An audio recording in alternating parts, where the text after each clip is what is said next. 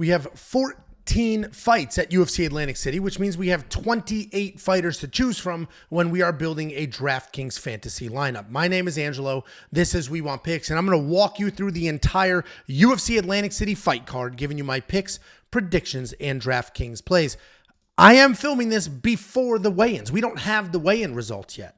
And Chidi and Njokuani is moving from 185 to 170. There are always variables after the weigh-ins. I don't have time to watch a 2-hour video, and you probably don't either.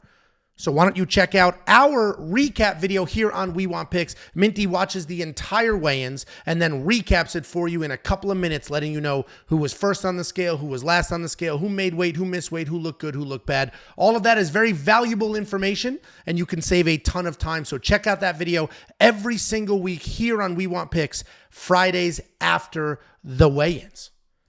And before I jump into this card, let's celebrate Odd His of the East. He is a premium member. He reached out and he said, good week so far, We Want Picks. This is from last week's card, UFC Vegas 89. He took down $4,500 in his first place win in whatever tournament it was that he entered. So congratulations to him and the rest of the premium members. It's not unique for that to happen. Our premium members have put up over $500,000 on the board from DraftKings Fantasy in the last 6 months. These are astonishing numbers. I don't think anybody else out there could claim anything remotely close to these numbers. Our premium members continue to show up, continue to do well in these giant tournaments, and continue to have access to everything that we offer them, including the DraftKings Lineup Optimizer. This optimizer is preloaded with the best DraftKings ownership projections in the game, which if you are a DraftKings fantasy aficionado, you know how important those ownership projections are, and they are preloaded into this optimizer. I think it's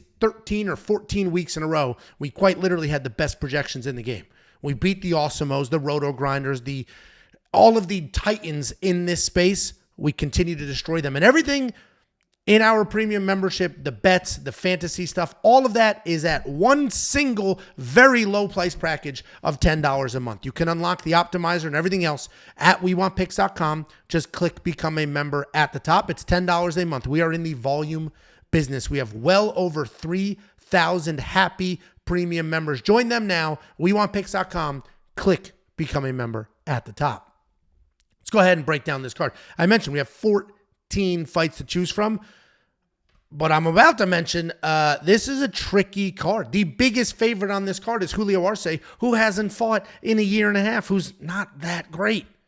Biggest favorite on the card. Lots of really fun matchups, lots of really close matchups, so we need to choose our spots wisely. Opening up the UFC Atlantic City fight card, we have Caolan Loughran, and he's taking on Angel Pacheco. This is an interesting matchup. Caolan Loughran, huge favorite, very expensive here.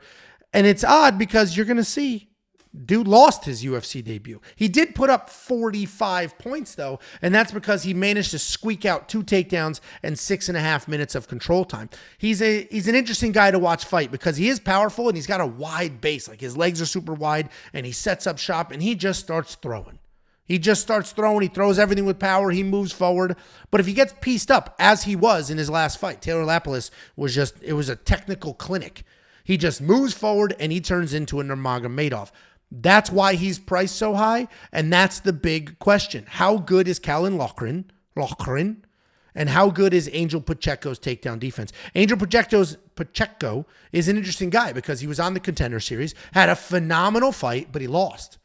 And he was only the second person in Dana White Contender Series to win a contract off of a loss. And it's not because it was a controversial loss. It's not because it was a bad decision. It's because he went out there and he dogged. He is a really fun guy to watch fight. He's going to move forward, very busy striker. He's going to pressure, land at an incredible rate. You're going to see a lot of finishes on his record. They're not one-punch knockouts. It's just volume and pressure. He doesn't have that one whoop and put you out. It is literally just non-stop pressure. His offensive takedowns don't exist, but he is a dog. And those are the questions in this fight. If Angel Pacheco can move forward and put that volume on Caolan, we don't know how Caolan's going to do. He's yet to win a fight in the UFC. We don't know if he's at this caliber yet. Same exact logic with Angel Pacheco. We also don't know if Angel can defend takedowns. So this is priced this way because Angel Pacheco is an unknown coming off a loss in Contender Series. Caolan Loughran, I cannot say his name without doing an supposed to be Irish, but it sounds Scottish accent. Caolan Loughran is going to come forward. We know for a fact he's going to at least shoot 30 to 40 takedowns. That's just what this guy does. And if he does that and he gets the control time, he doesn't get finished, Caolan is going to be worth that money. I think you need exposure to both of these people. If you are building a single entry cash game lineup, super safe, I think Caolan's okay. If you're chasing the giant payout like we saw in that previous slide with $500-something thousand, then I think you're going to need to build multiple entries with exposure to both of them, because Angel can definitely win this fight. But if Caolan wins, I imagine it's going to be good numbers. He put up 50-something points in a loss. You add 30 to that bonus, that's 80, and that was a tricky fight against a Frenchman who hung out on the outside. So I think you're going to need exposure to both. Caolan's going to be the pick. I do think he wins because I do think there are holes in Angel's takedown defense. The second fight, this fight order makes no sense. This is a very good fight. This could be the featured prelim. The second fight is Jacob Malkoun versus Andre Petroski, and the breakdown's going to be interesting because Jacob Malkoun, $9,000. He's a non-stop wrestler. Striking's not very good. He does throw everything with power. Even his jab isn't whoop, right up the middle. It's whoop, little hook, little hook. He can't do anything straight because he just wants to throw everything with 100% intent. But he is going to lower his level. He is going to shoot 1,000,000 takedowns. And just look through his fight history. 4.5 minutes of control time in a fight that ended in the first round because of illegal elbows to the back of the head. 8 minutes and 37 seconds of control time. 7 minutes of control time. 9 minutes of control time. 12 minutes and 41 seconds of control time. UFC debut, Phil Hawes knocked him out just by looking at him a little too hard. And that is the difference here between these two fighters. While Jacob Malkoun is a nonstop wrestler, that is absolutely worth the money in his wins. 115, 129, 131. In his wins, he is absolutely worth the money. I also think he beat Allen. I don't think he lost to Brendan Allen. Watching that fight, I thought he won that fight. But if you add 30 to that, 98 points, certainly he almost covered his $7,200 salary in a loss. And that is why he's priced like this. But what makes this so tricky is he's fighting Andre Petroski. Andre Petroski is four things. Andre Petroski is on a team that is continuing to fall off a cliff. Nobody on that team is winning. That's thing number one. Andre Petroski is a very good wrestler, a very good American wrestler. I'm emphasizing that because it's different to come from a country where every single school in this country has a wrestling program. And it's not the most popular sport we have, but it is a popular sport that children can do. Where you go to these other countries, there's not wrestling programs in those middle schools, in those high schools. There just isn't. And I think Jacob Malkoun, I'm not a globalist when it comes to wrestling in certain countries, but I have to imagine Jacob Malkoun hasn't had the same wrestling looks that Andre Petroski has had over his lifetime. That's thing number two. Thing number three, Andre Petroski has insane power. He has one-punch knockout power in his hands. He just does. And we watched Jacob Malkoun get knocked out by a dirty look. And that's thing number three. Thing number four is Andre Petroski has no cardio whatsoever. And that's what makes this breakdown so difficult. Because Andre Petroski is the more dangerous person. He might be the better wrestler. He might be able to out-wrestle Jacob Malkoun. I've been wrestling pretty much my entire life. And I will tell you, and this is why I'm going to lean Jacob Malkoun, even if Andre Petroski, even if we knew for a fact he was the better wrestler, it is so much harder to defend a takedown than it is to finish one. Jacob Malkoun could shoot a bad takedown and finish it. That's easier to do than Andre trying to stuff these takedowns and defend them, especially an Andre who gets tired. So I am going to pick Jacob Malkoun, but just like the last fight, I think you're going to need exposure to both of these men. Jacob Malkoun has the cardio. Jacob Malkoun is consistent, good forward pressure. That is why I'm going to lean towards him. And I'm picking him for DraftKings Fantasy. But with Andre's power and Andre's own wrestling, he could 100% win this fight. And I think he's a phenomenal underdog if we're talking about betting on fights. But that's not what this video is. This is building DraftKings Fantasy lineups. And even in that loss to Brendan Allen, even in that loss, Andre Petroski put up 68 points. So if you think Jacob Malkoun, if you think Jacob wins, you need to have him in your lineup because that dude puts up numbers time in and time out. But We're building multiple lineups. We're chasing. Even if you're building a cash game entry lineup, a single entry cash game lineup, Andre Petroski is a great dog at $7,200 because we're not going to see him get knocked out instantly by Jacob Malkoun because that guy has no power. And outside of that, he could really put up some numbers and make some things happen. The wrestling's a question mark here. The cardio's a question mark here. But here's your conflicting feedback. If you're building a single entry cash game and you need a lot of room in your lineup salary-wise, I don't think Andre Petroski is terrible. If you're building a multi-entry tournament-style lineup, I think you're going to have some lineups with both. Andre could bang, flash knockout, knocks out Malkoun, or Malkoun can just take him down over and over and over and put up 130 points and be worth that salary. There's your conflicting breakdown, and that's the art of building a DraftKings fantasy lineup. It all comes down to where you're entering that lineup. Are you just playing with your friends, 20, 30 people? You're playing a 50-50, a double up? That lineup looks very different than if you're building 100 lineups for $1 and you're chasing the giant payout. This should be an interesting fight. It's very early in the card, but if I'm going straight pick and DraftKings isn't even a thing, I'm just who I think could win this fight, I am going to go Andre Petroski, but I do worry about the cardio and the defensive wrestling. That takes us to Melissa Gatto taking on Victoria Dudakova. And this is another interesting fight because there's a weight class change here. Victoria Dudakova is a 115-pounder. She's moving up to 125 pounds after an infection in her lady parts. I don't know if that's related at all, but that's what happened in her last fight. Melissa Gatto is a good grappler. There's all sorts of arguments in the comment section. Oh, her grappling sucks. Her offensive wrestling sucks.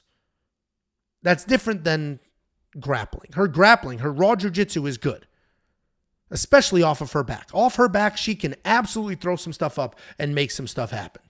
I mean, she smoked Sijara Eubanks, and Sijara Eubanks is giant. She's massive for this weight class. Victoria Leonardo, not great. That is what it is. But Sijara Eubanks is very big, and Melissa Gatto came in, got it done. She does have 2 losses after that. Tracy Cortez, that's a quality loss. That is a quality loss. Tracy Cortez, good wrestler, good grappler, quality loss. The Ariana Lipski loss, that one wasn't great. And it all comes down to the fact that even though Melissa Gatto is a good grappler, her wrestling, her offensive wrestling is not very good. But she is much bigger in this matchup. That's why the weigh-ins are so important. You need to see what these two women are going to look like. Is Melissa Gatto going to be that much bigger than Victoria Dudakova? 10 pounds? We're talking 5% body weight. The difference between 115 pounds and 125 pounds? Actually, it's closer to 10%. That is a big difference. A big difference. And it may matter, it may not matter. I actually am going to lean Victoria Dudakova because I do think she's got that dog in her. She certainly had that infection in her, but she's got that dog in her, and she moves forward. She throws a million strikes, and she just is like a whirling dervish of chaos trying to make something happen. She's very exciting. She comes across the cage, lets her hands fly, kicks, and she'll decide, do I want to keep striking distance and blast this woman, or do I want to take her down and work from there? I think Victoria Dudakova can win this fight with just pressure, volume. She's going to be faster. She needs to avoid getting held against the cage and taken down. That's what she needs to avoid, being bullied. Because Melissa's going to be bigger. She's certainly going to be stronger. That woman is jacked. So if Victoria can stay busy, can stay chaotic, can avoid the pressure, all of that stuff, Victoria can win this fight. I do wish she was more affordable. She's going to be the pick. I'm probably going to fade this for DraftKings Fantasy because she's not very affordable at $7,700. I do think this goes to a decision, and I do have concerns about the size difference. Neither one of these women are going to be in any of my DraftKings lineups. Then we have an interesting rematch. Ibo Aslan taking on Anton Turkalj. This is a rematch from 2020, I believe. Ibo Aslan lost that fight. But if you watch the fight, he beat the piss out of Anton Turkalj. Just beat that dude's ass. And then got exhausted, and Anton took advantage of that. Good for Anton. He won the fight. And this is a rematch. But society has said Ibo's going to win the rematch. That's why he's a slight favorite here, slight favorite in the betting odds. And I am on that side. I agree. Because every single thing Ibo Aslan does is insanely powerful. Even a half a hook. Just a short little half hook. Boom, lights out. If he wants to throw a power hook, he wants to throw big uppercuts, This guy has insane power. He's wide, he's a little sloppy, but he has insane power in his hands, in his feet, and he will come forward, try to make something happen. He's not really looking to wrestle, but he will sneak in the occasional body lock, the trip, maybe a teep off of a takedown attempt. The biggest issue is his cardio is not great. We saw that in the first fight with Anton Turkalj. Gassed and lost. But if we look at their careers since that fight, Ebo smoked 3 people. They were regional. I get it. Oh, look at I get it. They were regional bums. But you could argue Anton Turkalj is a regional bum. He's 0-3 in the UFC. He has had an interesting slate. Because his first fight was against Almeida at heavyweight. Not great. Okay, fine. Charlton Almeida tooled him. Got it. Vitor Petrino, he went to a decision with Petrino. And it's funny because people are like, he went to a decision with Petrino. This guy's a beast. And he did get a bunch of takedowns. But the Petrino is improving constantly. He's like dangerous and not at the same time. But okay, quality loss. Both of these losses are quality losses. Then he lost to Tyson Pedro. Got knocked out by Tyson Pedro. A guy who retired after his next fight where he got his ass kicked. And this is the fight. This knockout, this early knockout is why I'm leaning Ebo. Because Ebo has 10 times the power that Tyson Pedro has. Not even close. And Anton, I think at this point, his nickname is the Pleasure Man. And he's either working the street corner or he's just talking about coming out here and having fun in the octagon. And I think that's who he is now. I think he's just out there, have fun, put on a show. And Ebo Aslan is not a guy that you want to be out there trying to have fun, put on a show with. If Anton survives early, well, then he's going to win this fight. But I don't know if he can survive early. I personally am picking Ebo Aslan to win this fight. For building DraftKings lineups, you're going to need exposure to both these guys. I would not have either one in a single entry safe cash type lineup. But if we're talking large field tournament lineups, you probably need exposure to both of these men. Because whoever wins this fight is going to win inside the distance and more than cover their salary. More than cover it. So you're going to need some lineups with both of them. The pick on my side is going to be Ebo Aslan, but I'm not touching that for a single entry cash game lineup. That takes us to Dennis Buzukja and Connor Matthews. And this is an interesting fight because a lot of people are loving Connor Matthews here. He's one of the favorite underdogs on the card. Anytime Jacob does a lock of the week, people comment their own underdogs on that video, and I'm seeing a lot of Connor Matthews in there. And I get it, because we haven't seen Dennis Buzukja do anything worthwhile yet. He lost to Sean Woodson in his UFC debut. That was short notice, if you remember, a couple of days. And the issue he had was getting the takedowns. Sean Woodson's legs, it's like he's like a baby giraffe. And Sean Woodson's legs, it's impossible to wrap your hands around him. And he's just so tall, you can't even pick him up because wherever you grab, he's just too tall. So Dennis Buzukja struggled in that fight to get Sean Woodson to the ground, but he moved forward. He threw strikes. He stayed in his face, and there was some promise there. Like, okay, this dude might be able to do this. Is short notice against a very good guy. But then he went out there, and Jamall Emmers knocked his teeth out. Just knocked this dude out quick. And then it's like, shit. Is Dennis Buzukja good? Is he not good? And that's the question we still have. I personally, just watching regional tape, and it's hard to be confident in somebody that you have not seen win yet in the octagon. But watching his regional tape, I do think he's good. He's a come-forward wrestler. He's got good actual wrestling, good technical striking. He doesn't have, insane power. And I compare him to Matt Frevola, good wrestler that has had improved striking. Matt Frevola has insane power, though.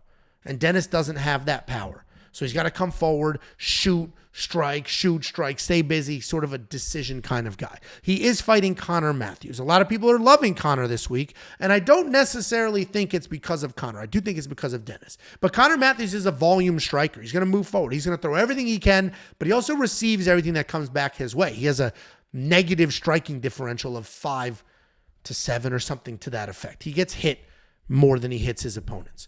And if you look at his record, 5 of his 7 wins are submissions. And you're going to assume, this guy's just a nonstop wrestler grappler. It's not really who he is. He's not a pure grappler. Most of his submissions are in scrambles. He'll find something. He'll snatch it up. He's not a lower your level, take a shot kind of guy. He is durable. He sets a nice pace, and he is well-rounded enough to hang with most people. I do think Dennis Buzukja wins this fight. Very little confidence in him because I haven't seen him prove it yet. But I think Dennis is going to be the better wrestler, and the better striker. I think Conor's going to be busy. He's going to keep moving forward. He's going to stay in Dennis's face. But Conor doesn't have that power that Jamall Emmers does. I don't think he has the takedown defense that Sean Woodson does. So I think we're finally going to see Dennis Buzukja get his first UFC win. Am I going to spend the money on Dennis Buzukja in my lineup? Probably not. Probably not. And that's why it is nice where we have 14 fights. That means we have 28 fighters. We can only pick 6. And I don't think either one of these guys are somebody that's going to be one of my 6. We're working our way up. We got Julio Arce taking on Herbert Burns. Listen, I'm about to trash Herbert Burns. But before I do, let's trash Julio. No, we're not going to trash Julio Arce. But Julio Arce versus Herbert Burns is another interesting matchup because Julio Arce hasn't fought in over a year, and he's not exactly a dominant, savage beast that has ever been worth $9,500. That's just not who he is. He is a solid striker, good volume, impressive defense. He's able to come forward, throw with some power, and still counter strike if things come back his way. He is going to kick. He is going to punch, meaning he's pretty well-rounded in his striking, not just like a pure kickboxer. He utilizes both those hands while coming forward. The problem, though, is that when he gets hit, you can't always trust his chin. You cannot always trust his chin. He does have wrestling if he needs it, but he's not going to want to be wrestling in this fight because he's taking on Herbert Burns. Herbert Burns is Gilbert Burns' younger brother. So you're going to recognize the name. And if you Google pathetic octagon performance, if you Google best comeback, if you Google boy carried out by brother while crying in his arms, Herbert Burns is going to come up because that's what happened in this last fight against Bill Algeo. He smoked Bill Algeo, smoked him early, looked great. The jiu-jitsu was insane, next level. And then Bill Algeo survived because he's a jiu-jitsu black belt. We'll break him down a little bit. Survived, and then gave Herbert just a little bit of pressure, and Herbert quit.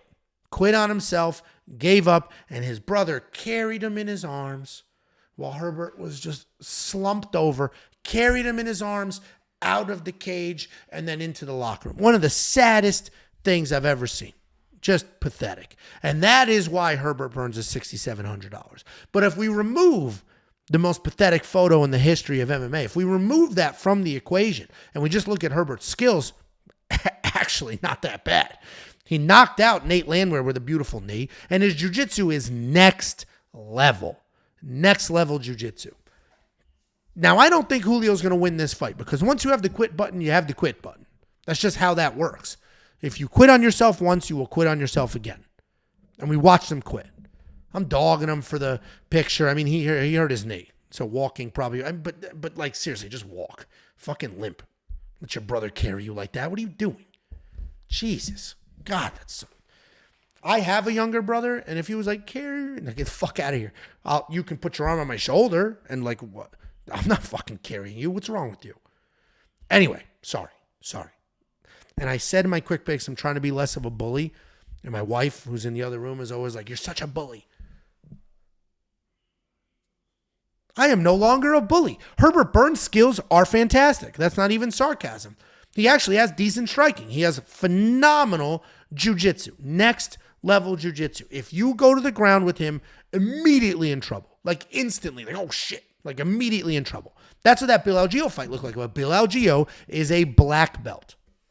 Julio Arce is not. And if Julio Arce keeps this fight standing, he smokes Herbert Burns. And we know Herbert has a quit button. So if Julio gets in his face, stays busy, touches him, Julio absolutely should win this fight. I think he wins this fight, probably does win this fight. But Jacob had the best analogy. He said, Julio Arce might Corey McKenna himself. If you remember, a few weeks ago, Corey McKenna, similar matchup. Supposed to be the better striker and all the things. And she was fighting a world champion jiu-jitsu woman. And Jacqueline Amorim, that world champion jiu-jitsu woman, threw a kick. Corey caught it, couldn't resist taking Jacqueline down. Instantly, Corey was in an armbar and submitted. Instantly. And that could happen here. Julio Arce makes one mistake, Herbert Burns smokes him. I don't think that happens. Herbert's been gone several years. And while Julio is also a pretty inactive guy, I can trust him more. You haven't seen the quit button. He will move forward. He will stay busy. He's the far better striker, and I think he could defend the takedowns. Herbert's takedowns aren't that great. Julio Arce is going to be the pick. If you want to spend that money in your lineup, go for it. And that's why it's a little tricky because Herbert Burns gets finished and we know he has a quit button. So Julio should cover his salary and wait for the DraftKings ownership projections to see what it looks like it's going to be, right? We don't know if everybody's going to be on the Julio side or if just a few people are, and that can help you build your lineup. And that's what the optimizer that we have does. The optimizer will factor in what they think other people's lineups will be, and it'll build you a competing lineup. Then we have Godinez, and she's taking on Virna Jandiroba. Godinez, it's Lupita on some books. Some people call her Lupi. It's all over the place. Her real name's Lupita. That's why it's surprising they have her as Lupi. That's her nickname. Anyway, she is somebody that has grown on me this week. Earlier in the week, I'm like, this is a tough fight. I don't know if she can win, but I'm going to pick her. Now that we're towards the end of the week and I've absorbed everybody's content and I've had more conversation, I've learned a little more, I am much more confident in Lupita Godinez because she is very skilled. Her knock in the past was that she's unreliable. This loss to Angela Hill was pathetic, sad. The win over Cynthia Calvillo was much closer than a 30-27 will imply. She only scored 66 points. She scored 88 against Ducati. She scored 70 against Ricci. So I'm going to tell you right now, Lupi is going to be the pick. I don't think she's worth it in your lineup. She smoked Elise Reed, but Elise Reed is not Virna Jandiroba. Skill-wise, Lupi Godinez is a very good wrestler, likes to be a bully, and she's moved to the Lobo gym where Alexa Grasso is, and she's improved her striking. She is now not the unreliable person we saw in these two fights. She's far more reliable now. And what I've learned is her sister. She's got two sisters. There's three of them. The other two sisters are phenomenal world-level wrestlers. One of them is competing in the Olympics this summer. This summer's Olympics, representing Canada. So literally one of the best wrestlers on planet Earth, right? Just to qualify for the Olympics, you are already one of the best wrestlers. One of the best wrestlers on planet Earth is in her camp, and her sister. And she's been rolling around with her entire life. And then for this camp specifically, Lupi's making the right decisions, bringing people in to worry about the wrestling. And she does need to worry about the wrestling because she's fighting Virna Jandiroba. Virna Jandiroba looks like Rob Schneider, but fights like not Rob Schneider. I imagine Rob Schneider's not a good fighter. She fights like Rob Schneider in that movie where he went Big Stand. That's how she fights like Rob Schneider. Anyway, Virna Jandiroba is going to come forward, make the fight ugly, and look to drag you to the ground. It's what she does. Striking's kind of atrocious. Cardio's not great either. But she comes forward, she grabs you, she drags you to the ground. She controls you. She beats you up from there.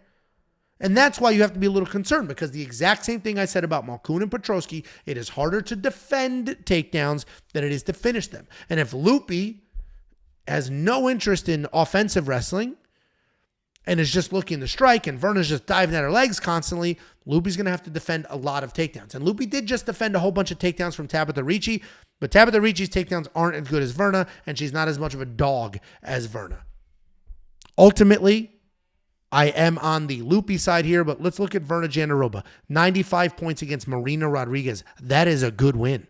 That is a very good win. Yes, she lost to Mackenzie Dern, but she put up 39 points in that fight. She lost to Amanda Ribas, and this is the fight that really swung me back towards the Lupi side, because she had a takedown, had a knockdown, looked good early. That first round was spectacular for Virna. And then she got tired. And then Amanda Ribas beat the absolute shit out of her and won this decision. So this is the fight where I was like, oh, I guess her cardio is not very good.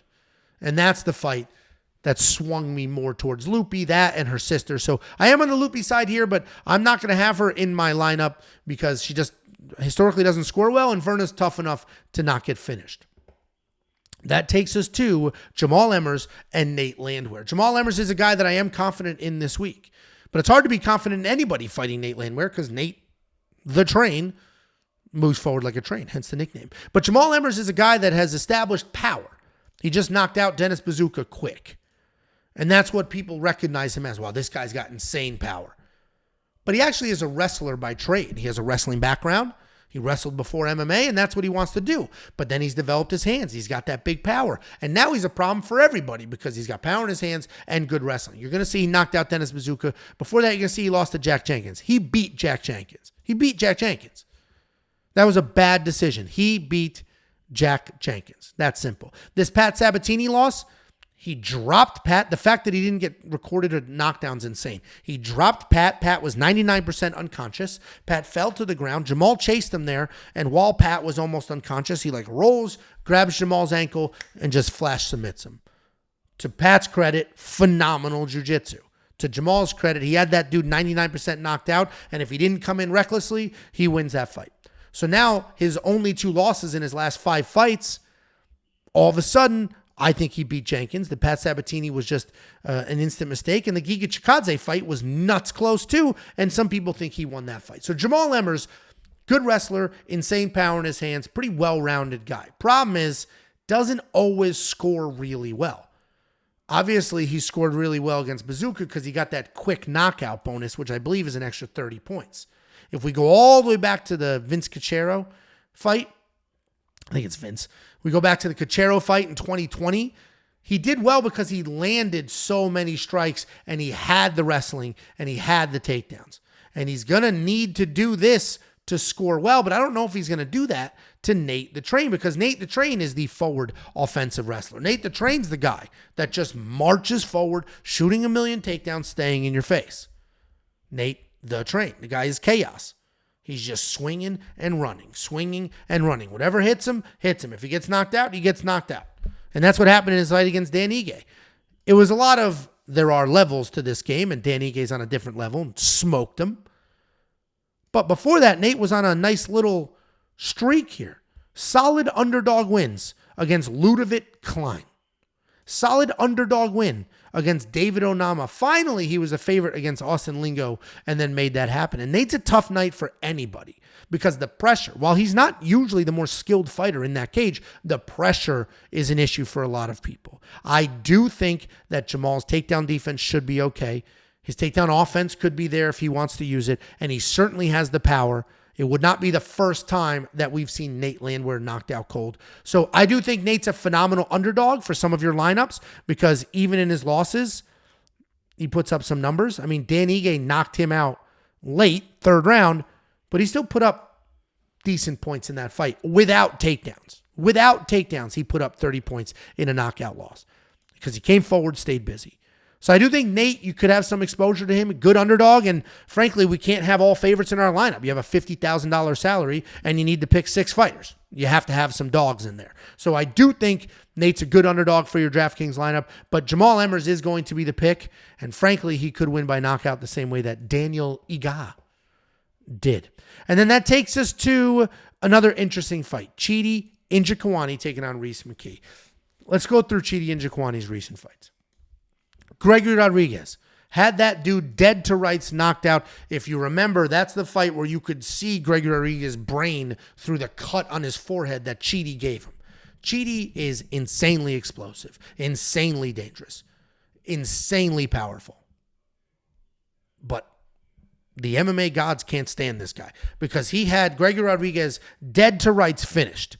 And tides turned, and then he got finished in the 2nd round. He had Mikhail Olenjacek dead to rights finished. And then the tides turned, and then he got finished. But that's at 185 pounds. This fight is going to be at 170. Again, I'm filming this before the weigh-ins. I don't know if he's going to make weight. I don't know if he's going to look good. I don't know if he's going to look horrible. I don't have 2 hours to watch the weigh-ins, and neither do you. So make sure you come back to the channel.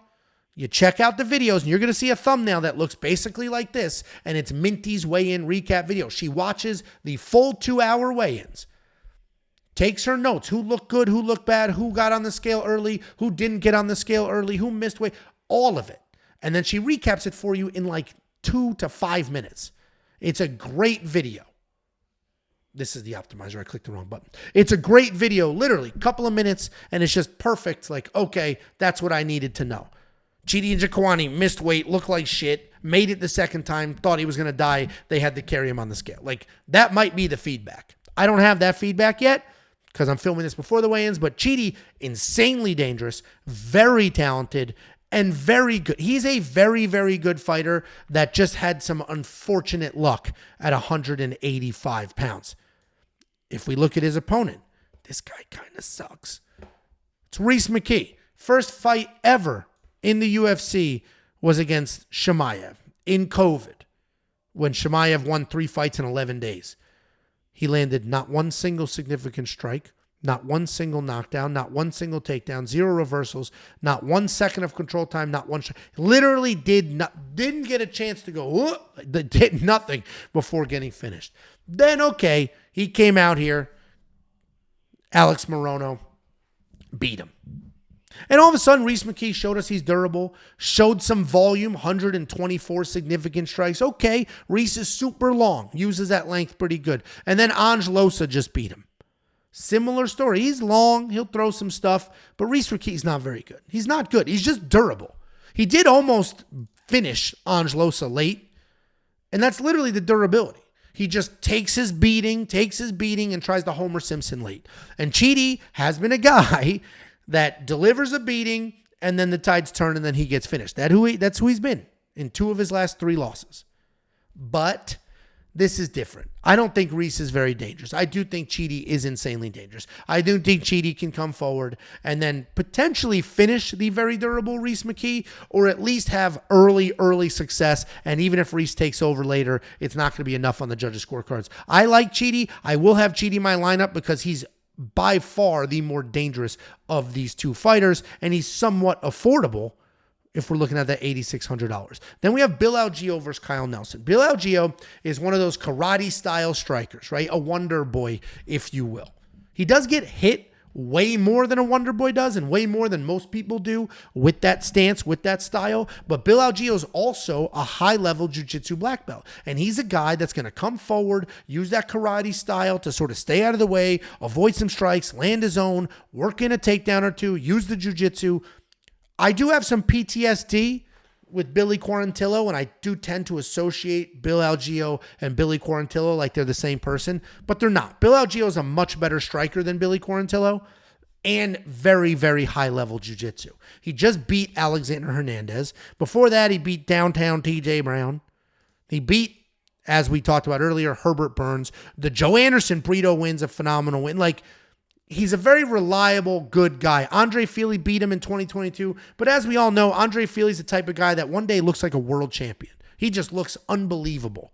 And then next day he'll come out. And in that fight, he happened to look very, very good. But Bill Algeo is a reliable guy that you can count on to go out there, to stay durable, to stay busy. And he is dangerous. Submission, knockout. Well, the rest of those finishes were outside the UFC. But he's got plenty of finishes on his record. He's taking on Kyle Nelson. And the immediate reaction that people have is Kyle Nelson sucks. That's like everybody's instant reaction for some reason, but he really doesn't. He's put together a few nice wins. The Fernando Padilla win, that was a good-looking win. Looks even better now that Fernando just won last week. The Blake Builder win, that was a good win as well. Now, Blake Builder hasn't had a ton of success in the UFC, but we know he's a phenomenal grappler, and he can hang and work in some solid striking. What Kyle's undoing is going to be is that he's not dangerous. So he's going to come forward. He's going to stay busy like he did with Padilla, but he doesn't have that big one-punch knockout power. He doesn't have those skills needed to finish somebody, to come back, to rally back. I do think Bill Algeo is going to win the minutes, then the rounds, most likely a decision. I give Kyle Nelson a lot more credit than most people do. I do think he's better than what people are saying, but I think Bill Algeo is just going to be a little faster, a little better in the striking. That karate style is going to bother Kyle, and certainly if it gets to the ground, Bill Algeo is going to be the better grappler. So I like Bill Algeo, and if we look at if we go back to him very quickly, and we look at his points, he does score well in his wins. So Bill Algeo is a guy that you may want to have in your lineup. I don't think Kyle Nelson's going to be a great dog. Then we have SD Dumas taking on Nursulton Ruzaboyev. I'll keep this quick, man. SD Dumas sucks. He sucks. He's not good. We saw that in the Josh Freem fight. We saw that. Taken down at will, submitted, has no grappling acumen whatsoever. And then, he beat Cody Brundage. Cody Brundage stepped up on 2 days' notice, and as we all know, despite Cody's very good wrestling, insane power, he's got no cardio, let alone on short notice, and he makes poor decisions. Cody Brundage, in the first minute of this fight, ragdolled SD, took him down, tossed, did whatever he wanted to do. Then, for some reason, started jumping guillotine, and that was his undoing. He would jump guillotine, it would slip out, and then SD Dumas would just end up on top. That's basically what happened. That's how he got all these control time. You notice 0 takedowns? He didn't take Cody down. He literally would end up on top because Cody would jump guillotine. And then he beat a 40-year-old Abu Azaitar who was afraid to engage. And even in this fight, some people think that Abu won this fight. SD Dumas is not good and kind of a shit person too. Was arrested for domestic violence. And there's pictures. Allegedly, well, it's a fact he was arrested. Allegedly did the violence.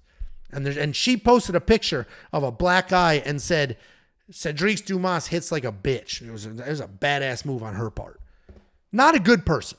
And people are all over this, loving this guy, and I don't know why. Anyway, he's fighting Nursulton Ruzaboyev. I'm more confident in him than anybody else on this card.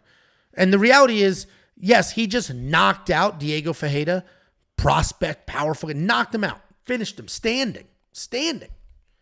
But, well, he rocked him. Anyway, Nursulton Ruzaboyev, while he showcased his striking in his last fight, is a wrestler. He will get a fight to the ground any way he wants. He'll catch a kick. He'll shoot takedowns. He'll body lock. He'll slam. He'll drip. He will get fights to the ground whenever he wants, however he wants. And yes, people say he's got some cardio issues. And hopefully this doesn't look like that Isaac Dogarian decision a few weeks ago. But Nursulton should be able to ragdoll SD Dumas the same way that Josh Freem did and get the win, probably get the finish. I like Nursulton Ruzaboyev. I will have him anchored in my lineups. Then we have Bruno Silva and Chris Weidman. This is a sloppy fight. Both of these guys are 1-4 in their last 5. One of them is a 40-year-old former champion whose leg was in multiple pieces a couple of years ago. And the other is Bruno Silva, who hits like a truck, who can wrestle if he wants to, but you never know what he's going to do. He's very unreliable, very inconsistent. But Bruno Silva is a dangerous guy. He's coming off that loss to Shirapov. Is that his name? Shirapov? Magomedov. The crazy ginger Dagestani who's supposed to be a wild striker. And while Bruno got lit up a little bit, he actually had some moments of success. He had 3 takedowns. He had almost 8 minutes of control time. Some people of the old school scoring mentality may have given Bruno that fight. He is a durable guy. Outside of getting finished by Gerald Mearshart and Brendan Allen, he is a durable guy. But $9,300 is crazy.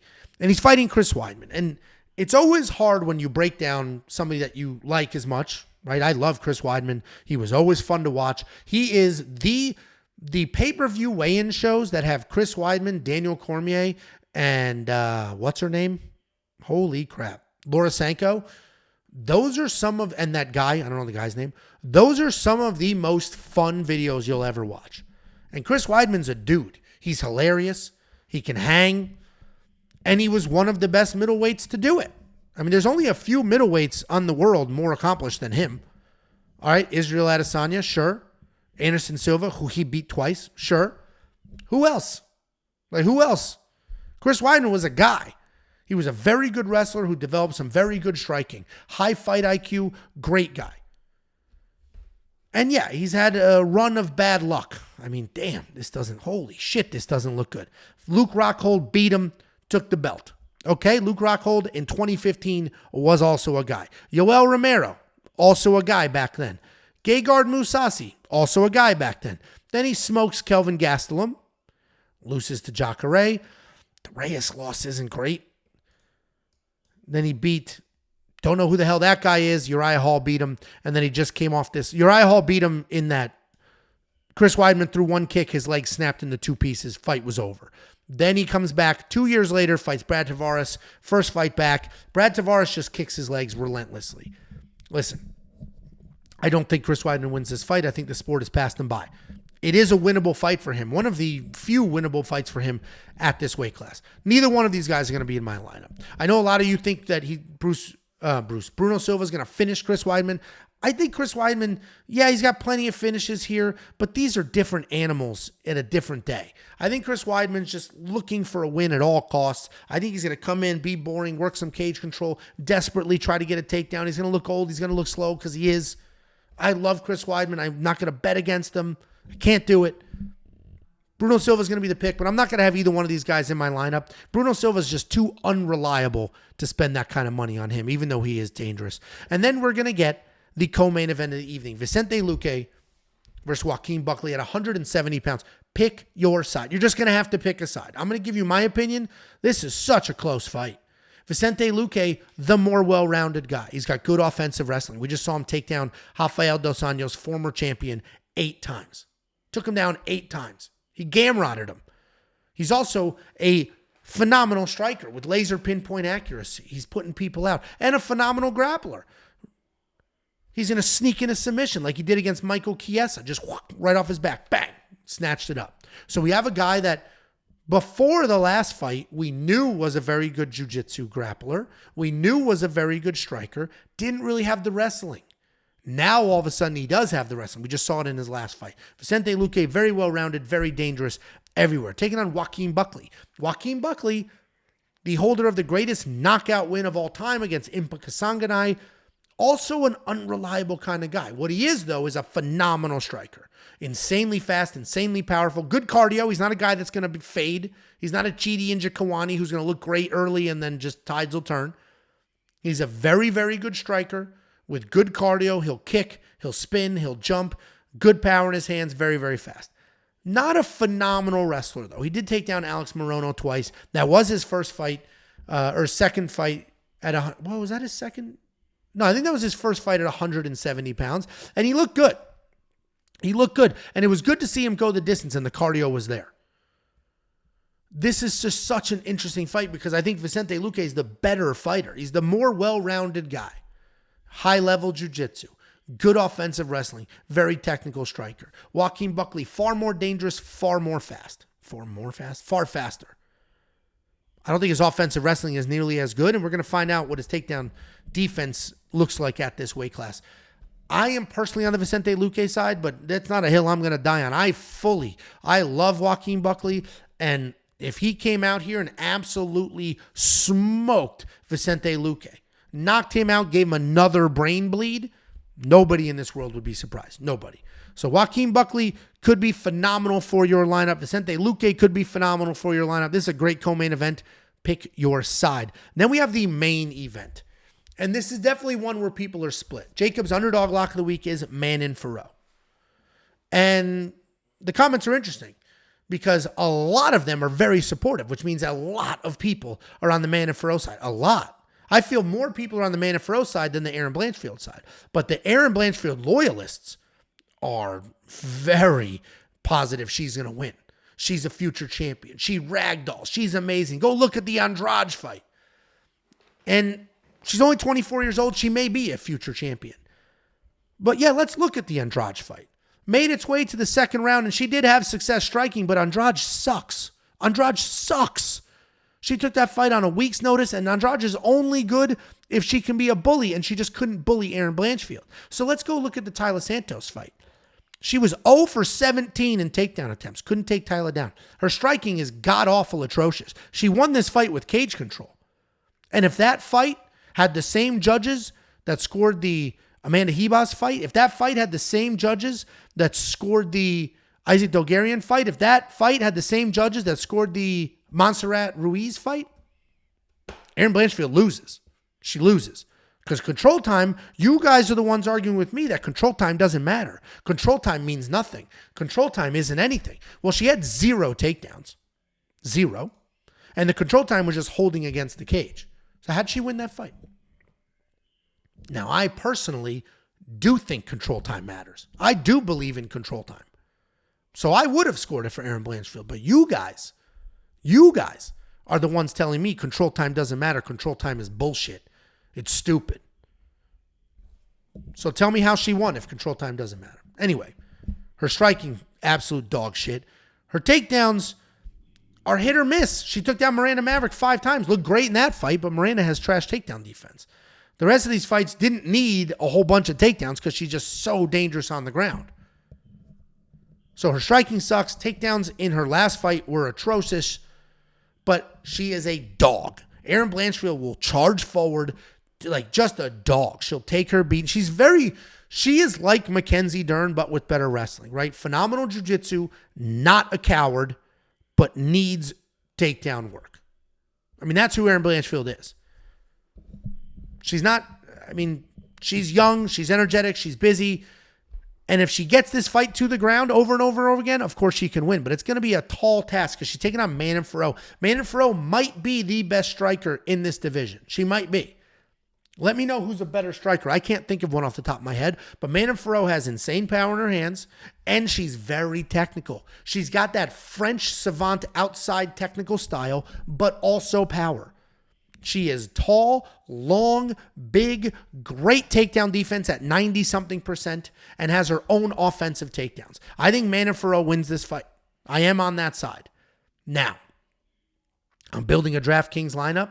Do I put Manon Fiorot in it? Well, she's only $7,400. And while she doesn't score very well, these are all 3-round fights. So if you add 2 more rounds, a 55-point fight, all of a sudden that becomes an 80-point fight, a 90-point. Okay. All right. Well, that covers the $7,400 salary. 75 points becomes over 100. That covers the salary.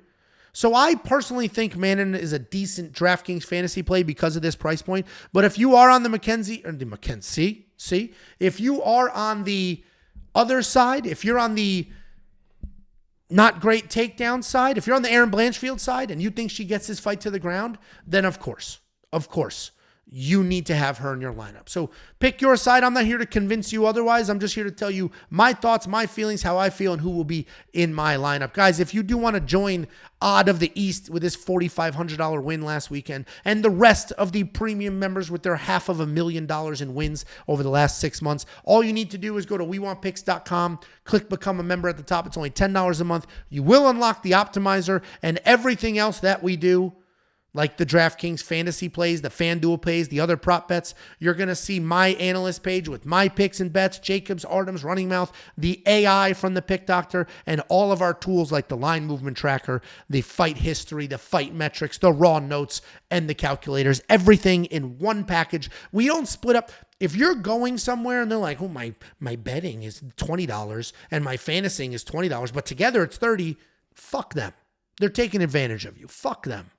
Separating the tiers. Get the fuck. $10 a month. Anything you could ever want or need. One simple package. And that is why we are the leader in this space with well over 3,000 members, because the greatest value. Period. End of story. And I'm trying to create a world where nobody can sell anything because I'm selling this for $10 a month. WeWantPicks.com.